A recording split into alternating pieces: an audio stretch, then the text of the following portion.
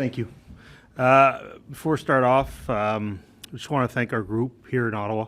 We've had a long 5 days. They've been here since Monday morning, Pro Scouts management. We came back late last night. We're here very early this morning. I beat everyone to the rink this morning, though. I was here before 7. And just want to thank them all for their help. A lot of times it's me up front, but there's a lot of people in the background that do a lot of work, so I want to make sure that they're thanked for all their efforts. Questions? Just can you start with Patrick Brown and then? Yeah. For us, our goal today was to add some depth down the middle, a depth forward, someone who could play, whether it's a penalty killing role, a character role, and that's what we did with Patrick. He's a very good face-off man. I think he's at 56.5 for career. He's someone that, from all of our background checks on him, someone that we know will fit in will fit in our dressing room well. He's a high character individual. He's really good on the PK, as I said. He's a good shot blocker. He's got some playoff experience a few years ago with Vegas, and before that, he's played 22 games in the playoffs. So our goal, obviously, is we'd like to play meaningful games and get there. And I think having his experience will only help us. Was it nice to be a buyer? Yeah, it's great to be a buyer. It was great to be a buyer at the draft this year, and it was great to be a buyer in the last week or so. And just you had some unrestricted free agency you didn't move on from. Do you feel like you've got some good chemistry here, and you don't want to take away from that either? The room's as good as it's been since I've been here, and DJ can speak more about that than I can. But the way Austin Watson's played of late, he's been a big factor in us winning games. I've said that wouldn't move Travis Hamonic or Nick Holden. They came here, they got families. I think it's the right thing to do. Cam Talbot has played some really good hockey. We don't get on this run if Cam Talbot is not that good in December. And of late, he's won most of his starts.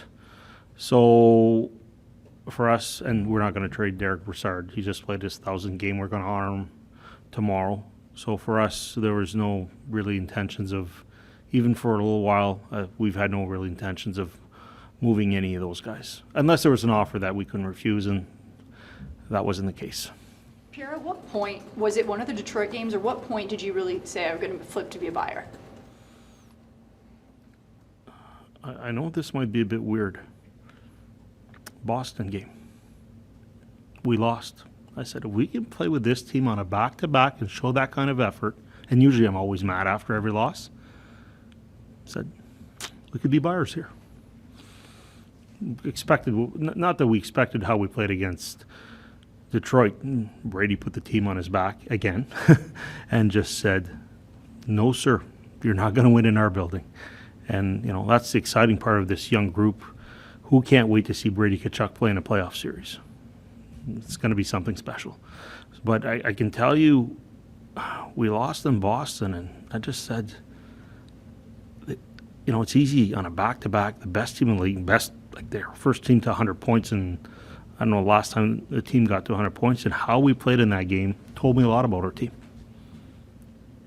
Did you think at all about maybe getting some more goaltending help in addition to Talbot, and maybe putting Matt Sogard back in the AHL? Did that cross your mind at all? Nope. On February 2nd, last thing I wrote in my book, NHL ready. Didn't need to say any more. I was very confident that he could do the job here. But with him having a guy like Cam Talbot with him, if Cam Talbot is not here, then you got to think about the tandem, how they're going to operate. I asked Cam the other day, do you mind telling the whole group before we left if you would, announce that Mads was the NHL Rookie of the Month? And the way Cam does it, he's a great goalie, but he's even a better person. So I figured the synergy there. It's unfortunate that Anton's out for the year, but no, comfortable enough in the way he's played, comfortable enough. Now it'll be interesting to see how, he's won every starter, just lost one in overtime, I believe. It'll be interesting to see what happens moving forward. But, at some point in time, you can develop, but put them in situations here. And we're trying to put them in situations to succeed, but at times as goaltending, you put them in a situation where you're going to see how they're going to respond. So, not really. No. To answer your question, no. You picked up Jacob Chikrin. Obviously, he's got term left on his deal. As you try to start to project out to your roster next season and beyond, is Jacob Chikrin on the left side for you, along with Sanderson and Shabbat? Is that the left side for you? I leave those decisions up to DJ. Jacob has played on the right side. I know Jake Sanderson's played on the right side. The coaches tell me that I think Shabby, they think he can play on the right side, so I'm not too really worried.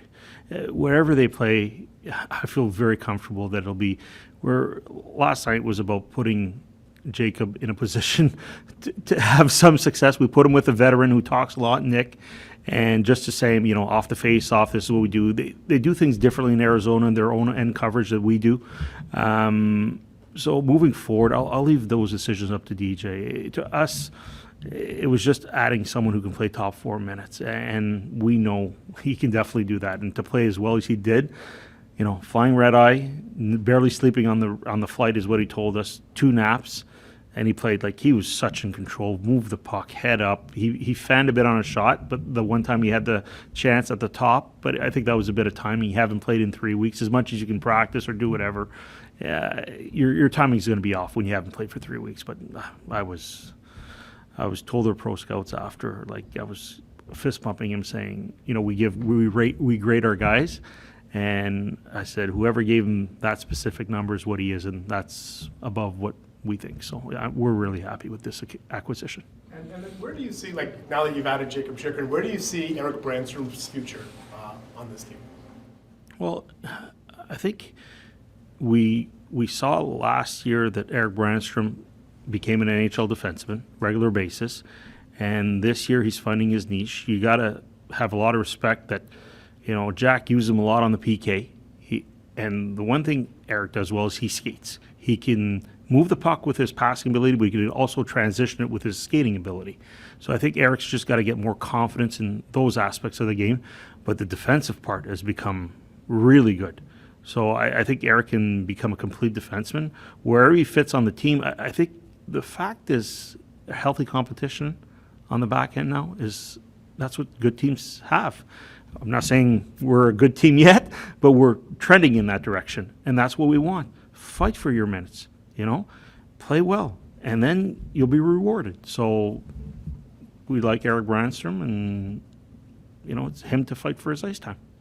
Greg you said at the start of the year you wanted to be in it at the trade deadline, and you are. Do you allow yourself to get greedy now and think playoffs are a possibility this season, just the way things have come together the last 3 weeks?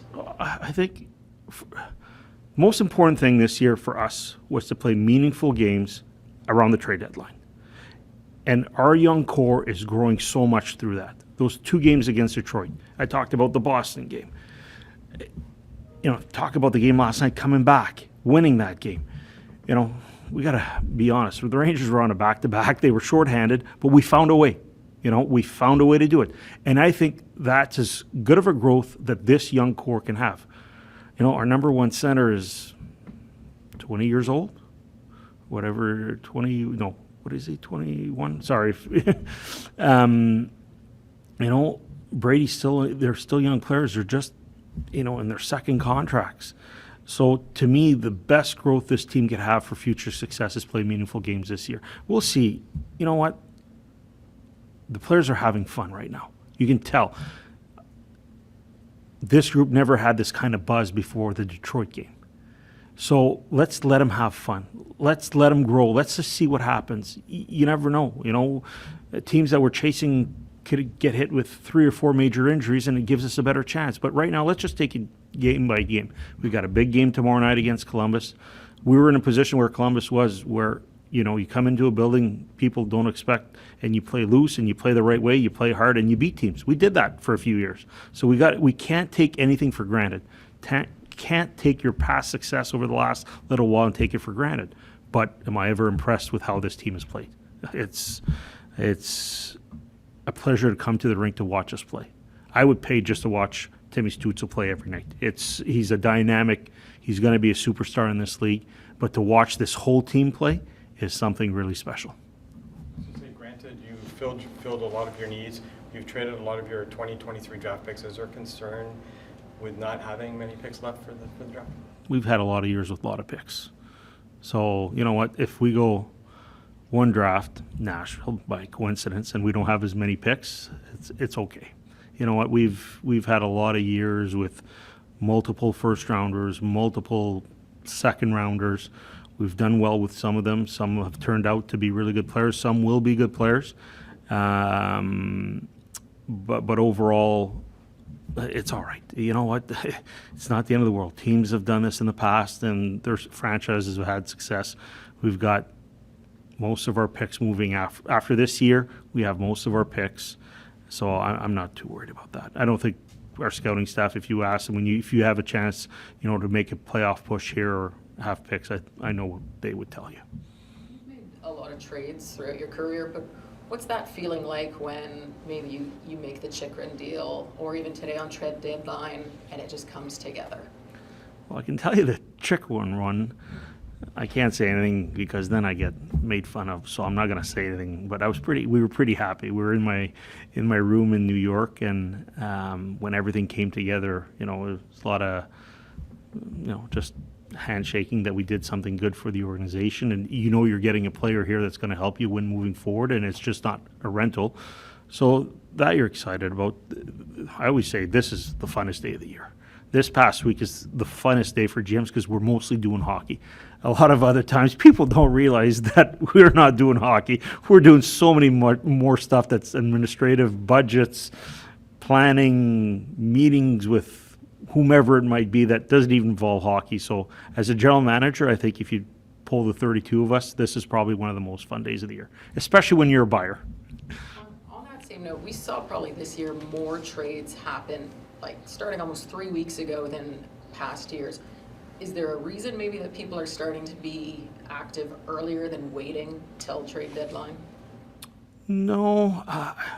For us, we did a few deals before. We did Nikita Zaitsev, and we thanked him. He was great. He was a pro. It was one of the best calls I've ever had after. You trade someone, I just tried my best. I wanted to help this team win, and he was so humble and thankful for the opportunity to come to Ottawa. And that one was more about if anything else was going to come. And I've said it publicly, the Chychrun trade was done within 24 hours. From the time our first offer was made to when the deal was completed was a 24-hour span. Internally, we talked about it a bit before, but it just, that kind of like fell into piece. So I think a lot of the mindset is if you can get the player right now, go ahead and do it. Rosters don't expand until today to above 23, so sometimes you got to play around with with certain situations. But overall, I think teams are just saying if you can get the guy now, let's not wait. And a lot of teams, what they do is they ask a lot up front. I think in the past, your demands have gone up. Maybe now the demands go down a bit. It's like a whole University of Ottawa teacher would be mad. Microeconomy, offer and demand, same principle. So the promise you made to Giroux then about landing a defenseman, was that made during the initial pitch to get him to sign in Ottawa? Did that come later in the season? It was in the initial pitch. The initial pitch didn't take too long. Do you want to come to Ottawa? Yes. It was fairly easy to do. It was that day. When we were coming up, he said, this team could be pretty good if we had a defenseman. That was in July. And I said, we know. We know, and I think he was pretty happy. He was the only guy that joked with me. He turned around and said, "You paid too much, Pierre." Everyone else was pretty happy, but I know he was being kidding, but he was very happy about that acquisition. How much credit does DJ Smith deserve for getting your team to this point? Because as you know, back in November, there was lots of conversation kind of around your head coach. How much of a role impact has he had in getting your team to this point? Well, I'd rather let the players speak about it because I've always backed DJ Smith. I've backed DJ Smith publicly, privately. I think he's a very good coach. He makes the players accountable. He makes them play hard. He communicates. He's always full of energy. He knows his systems. He knows when there's times to make adjustments. He's a good bench coach. Yesterday, even though everyone wanted Brass to get his third goal in the game, it was still, they could have still scored. New York Rangers, without firepower, could have still scored 3 goals or 2 goals very quickly, and he waited to the last minute. That, to me, is great bench management. And he knows how to use matchups, but a lot of credit goes to him. Like, a lot of credit goes to him. And he's a good human being. If people knew, I wish I could tell you some of the stuff that DJ Smith does that no one would ever know. And I wish I could tell you some of this stuff. He has a bigger heart than you could ever imagine. He's just a good guy. I can't say it any other way. And he's become a friend. I will admit it. Maybe sometimes you have to make decisions and fire friends and do this, but he's become a friend because I have so much respect for the individual. En français, qu'est-ce qui vous a poussé à faire l'acquisition d'un joueur comme Patrick Brown aujourd'hui? L'acquisition de Patrick Brown, c'est un bon joueur de support. C'est quelqu'un qui va être capable de jouer un rôle pour nous. C'est quelqu'un qui est bon dans le désavantage numérique, quelqu'un qui est bon sur les mises en jeu, quelqu'un qui va pouvoir jouer un bon rôle de soutien pour nous. Mardi soir, on a parlé avec Brady Tkachuk après le match, puis il disait « Pour la première fois de ma carrière, c'est le fun parce que les sénateurs sont acheteurs. » Je pense que depuis votre nomination comme directeur général, c'est peut-être la 2e fois avec 2017 que vous êtes acheteur. À quel point c'est merveilleux, justement, comme directeur général, d'être acheteur plutôt que vendeur. Non, c'est énormément content. Juste comme organisation, oubliez le directeur général. Juste comme organisation, de pouvoir être acheteur à la place de vendeur, ça veut dire que l'équipe s'en va dans la bonne direction. Est-ce qu'il y a un certain danger à venir justement briser la chimie de l'équipe en échangeant justement un gars comme Cam Talbot ou un gars comme Austin Watson? Oui, on ne voulait pas changer la chimie d'équipe. C'est une équipe qui a grandi ensemble, qui a passé à travers beaucoup cette année. Donc, pour nous, c'était important de tout garder ces joueurs-là ensemble. Vous avez mentionné que Sugar est prêt à jouer dans la Ligue nationale. Est-ce que ça veut dire que vous n'êtes pas intéressé à parler de contrat avec Talbot? Non. Tu sais, il n'y a rien de mal qu'un gardien reste dans la Ligue américaine. On va voir je pense les 21 prochains matchs vont nous dire beaucoup de la direction qu'on va aller. Puis hier, Cam a joué un gros match pour nous à New York. On a joué toute une période en désavantage numérique, presque. Puis il était superbe. Donc, ce côté-là, on va juste voir qu'est-ce qui arrive lors des prochains 21 matchs. Est-ce que tu regardes la contribution de Derek Brassard des dernières semaines, puis tu te dis qu'il pourrait revenir ça peut-être? Derek, il joue du gros hockey en ce moment. Il joue du gros hockey. On ne gagne pas sans lui hier. Est-ce que c'est possible juste de redire en français votre bilan des 2 dernières semaines des transactions que vous avez faites, notamment les transactions? Est-ce que vous sentez que votre équipe est améliorée par rapport à... Oui. Notre équipe est définitivement améliorée à cause des transactions qu'on a faites au long des 2 dernières semaines. Premièrement, l'acquisition de Jacob Chychrun, quelqu'un qu'on voit comme un pilier à notre défense, quelqu'un qui peut jouer un gros rôle, bouge bien la rondelle, défend bien, une bonne longueur, bon bâton. Hier, on l'a vu qu'il a cassé beaucoup de jeux, bon lancer. C'est quelqu'un qu'on va avoir pour cette année et les 2 prochaines autres années. Par la suite, on a échangé pour Patrick Brown, qui est un bon, comme j'ai dit,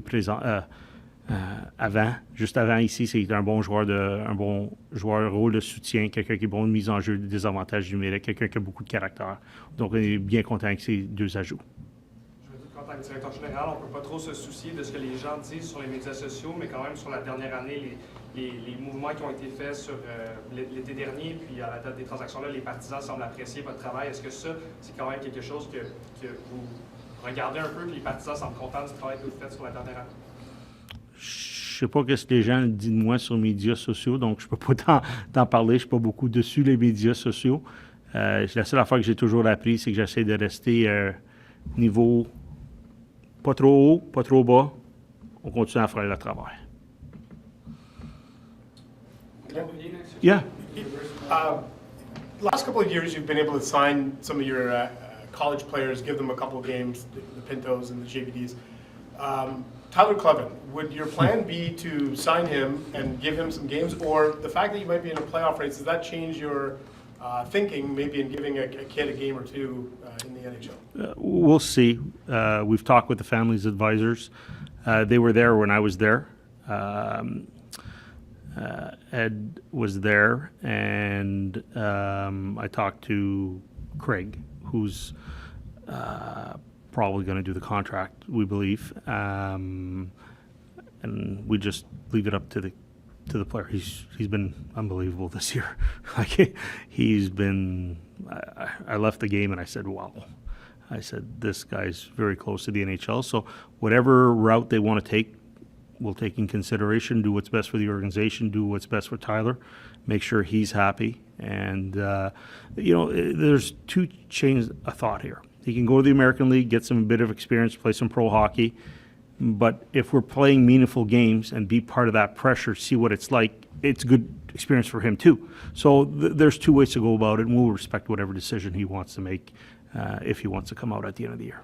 From what you saw from him, how would you compare him to Jake Sanderson? When you saw him? They're totally different. How could I say it? More physical. No one really skates as well as Jake Sanderson, but the edges on Jake are elite, if I can say that.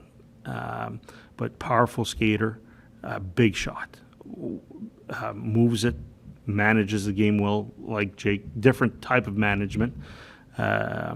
Jake will rely a bit more on his feet. Tyler will rely a bit more on his range.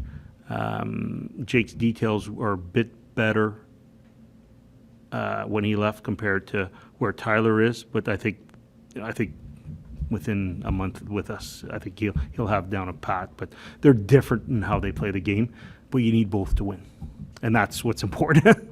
They're both different.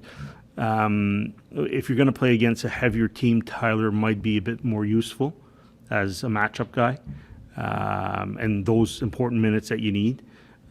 So they all, no two players are alike, but they both bring really good qualities to the table to help us win, and that's what matters the most. More Bruce and we're out here. Kachuk, Sanderson,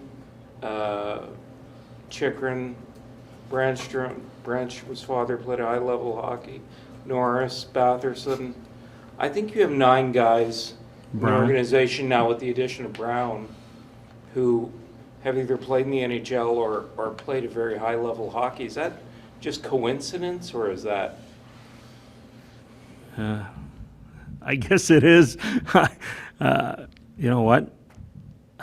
Sometimes being around an NHL dressing room when you're maybe a younger kid, you pick up stuff, you learn, you see how it's done, you see the time they put in. So I think a lot of the players you're naming here are all character players as far as work ethic and how they approach the game. So maybe it's that,